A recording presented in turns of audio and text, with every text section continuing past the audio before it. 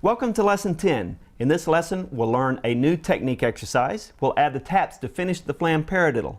We'll play a duet for two players, learn a new note value, the dotted quarter note, and finish the lesson with the rudimental etude. Now, before we begin, I want to reiterate to you how important it is that you work on your technique exercises and your rudiments every day. This is like your parents saying, eat your vegetables. It's good for you. Well, guess what? Technique exercises and rudiments are good for you. You got to do it every day. Now, let's get started on the new technique exercise. This is notated at the top of page number 26. If you look at it, it looks pretty simple. All it is 8th and 16th rhythm combinations.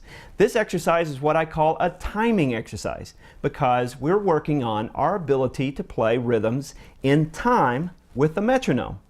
Here's the way I like to approach this with my students. We start with a measure. Let's take measure 1. We turn our metronome on to maybe 70 beats a minute, and I'm going to take my left hand and I'm going to put it on my leg. Listen to what measure 1 and 2 will sound like.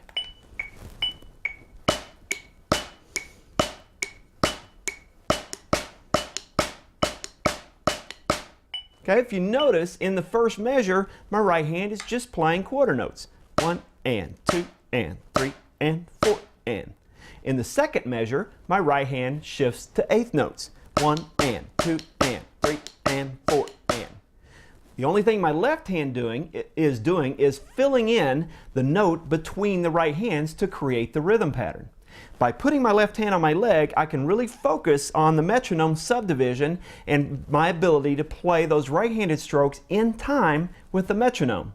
So work on this 2 measures at a time. Take the first 2 measures. Make sure that you're playing in time with the metronome, making sure that my right hand is completely relaxed. In that second measure, that's just 8 on a hand. It's 8 rebound strokes. Okay? My left hand filling in that extra 16th note doesn't change how relaxed I play my right hand. When I get to measure 4, it's exactly the same thing. It's just my left hand shifts to a different note. The last measure, or measure 6, works exactly the same way.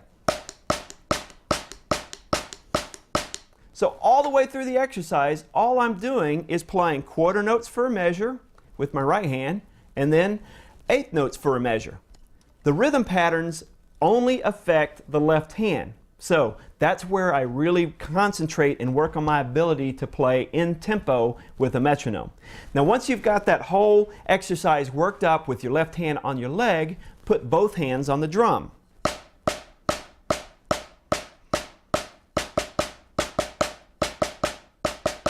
So now, not only am I concentrating on playing in tempo or in time with the metronome, but I'm listening to the sound that my hands are producing, making sure that my left hand sounds exactly the same as my right. I want my left hand to be just as relaxed and produce the same sound. This is what is typical of most beginners. They play the right hand louder than the left, especially if you're a right-handed percussionist. So work on evenness of sound. Watch yourself in a mirror to make sure that your sticks are raising to the same height on every single stroke. Work it at 70 beats per minute for the first day, next day for 75, then 80, 85. By the end of the lesson, you should be able to play this perfectly for at least 2 minutes at 90 beats per minute. Okay, that's very, very important. Now, if you want a challenge, and I love to do this with my better students, is to take the exercise and play it off the left hand. In other words, take the whole thing, switch the stickings. So in measure 2, instead of right, left, right, put your right hand on your leg and play it with a left-handed lead. Left, right, left, left, right, left, left, right, left, left, right, left.